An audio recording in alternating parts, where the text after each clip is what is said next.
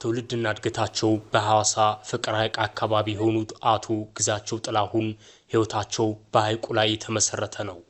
ይህ የተፈጥሮ ጸጋ ለምቶ ህይወታቸውን ከዚህ የበለጠ የማሻሻል ፍላጎት ቢኖራቸውም በሐይቁ ላይ የሚፈጠሩ የብክለት አደጋዎች ከፍተኛ ስጋትን ደቅነውባቸው ቆይተዋል። ብዙ ሐይቁ አካባቢ ተወልጄ ያደኩኝ ሐይቁ ላይ ለረጅም ጊዜ እየሰራው የቆየውኝና ዛሬ ሐይቁ ለኔ የህይወት መሰረት የሆነበት ይሄን መሰለ ትልቅ ተፈጥሮ ለረጅም ጊዜ ሳይለማ የቆየ ትልቅ ቁጭት ነው። የሁል ጊዜ ህልማችን ነው። ዝናብ ሲመጣ በትክክለኛ ጎርፍ ወደ ሐይቁ ነው የሚገባው። ይሄ አንዱ ትልቅ ጉዳት ነው። ለሐይቃችን ትልቅ ብክለት ነው። ስለዚህ ሐይቅ ሊጠበቅ ይገባል የሚለው ቁጭት አለበት። ሌላኛው የከተማዋ ነዋሪ አቶ አንሙት ፈይሳም በሐይቁ ላይ በጀልባ ስራ ህይወቱን ይመራል። የሐዋሳ ሐይቅ ዳርቻ ልማትንም ለዘመናት በጉጉት ሲጠባበቅ ቆይቷል። ከ10 ዓመት በታች ያለው ነው ውሃው ማቅ በጣም የዛሬ ብዙ ዓመት እንጀራችን መሰረት ያደረገው በዚህ በሐይቁ ዳር ነው። እንደምታየው ዛጋ ጀልባ መዝናኛ አለ፣ ለፎቶ አንሺዎች አሉ። አሳ ደግሞ ተጠብሶ እንደ ካፌ ነገር አለ፣ የምግብ አገልግሎት አለ፣ ቢስትሮ አለ፣ ብዙ ጌጣጌጥ የሚሸጡ አሉ። በቃ የሥራ እድል ተው። ይሄ እስካሁን እንዲጫካው ነው የምታየው ነገር በጣም እኔ አሁን ላይ ለምቶ ባይብዬ በቃ ያንን ለማየት ትልቅ ጉጉት ላይ ነኝ። የሐዋሳ ከተማና የነዋሪዎቿ የህይወትና የውበት መሰረት የሆነው የሐዋሳ ፍቅር ሐይቅ በልኳ ለመልማቱ የነዋሪዎቿ የረጅም ዘመን የቁጭት ምክንያት ነበር።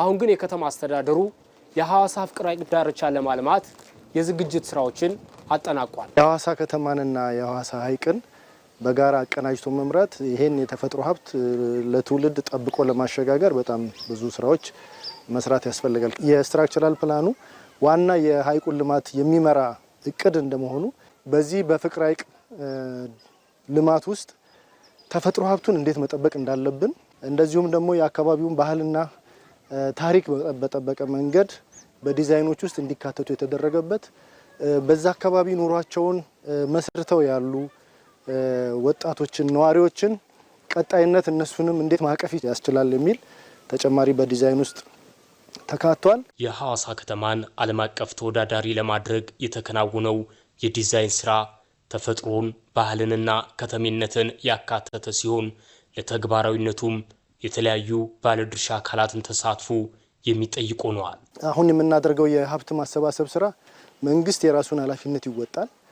ባለሀብቱ፣ የከተማ ነዋሪ፣ የሐዋሳን ሐይቅ የሚወድ ተፈጥሮ ላይ የሚሰሩ ድርጅቶች፣ ትልልቅ የሀገራችን ኩባንያዎች በዚህ የታሪካዊ በሆነው የሐዋሳ ሐይቅ ልማት ላይ እንዲሳተፉ ነው የምናስበው። በአጭር ጊዜ ገንብተን አጠናቀን ለአገልግሎት እናበቃለን የሚል እምነት አለኝ።